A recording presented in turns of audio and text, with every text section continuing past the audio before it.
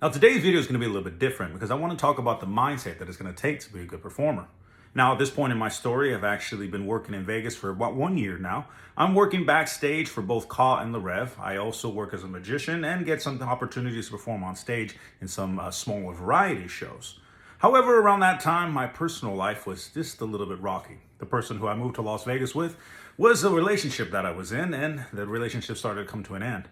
It actually did start come to an end after that person was actually reading a book called The Secret. And as she was reading it, she started to tell me some things about it, but I just kind of blew it off like I didn't really care. At that point, it became very clear that we were moving in different directions, and she wanted to move forward in a different way. During our parting of ways, she actually said a few things that touched the nerve. One of which is the fact that at this point, I'm 24 years old and didn't know how to read.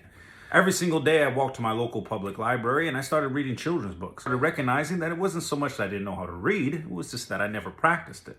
But then I took a look at scripture and I opened up Matthew 7:7. Keep on asking and you will receive what you ask for. Keep on seeking and you will find. Keep on knocking and the door will open for you. These words were very powerful for me and became a motivation for me in my career and pretty much in everything in my life that I've tried to seek. One of the things that I did when I first got started was, I created a vision board. Now, some people will use pictures of things that they want, whether it be love, money, a career, or whatever your heart's desire. The way it was explained to me is like, imagine a catalog where you got to pick out anything you wanted. I want this job. I want this kind of money. I want this kind of spouse.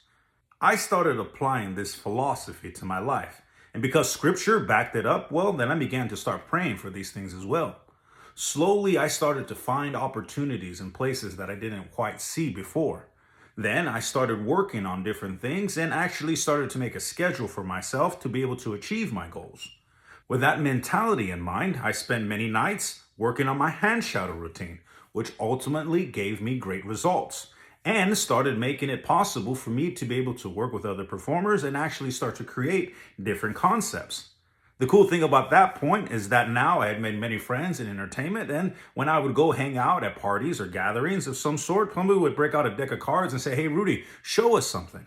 This would allow me to attend rehearsals and actually be in good places, but I'll save that story for tomorrow. Well, friends, thank you so much once again for joining me. I know today was a little bit different, but trust me, it all plays a role towards the end. Of course, if you do like everything that you've been seeing, be sure to leave this emoji in the comments. And as always, we'll see you tomorrow.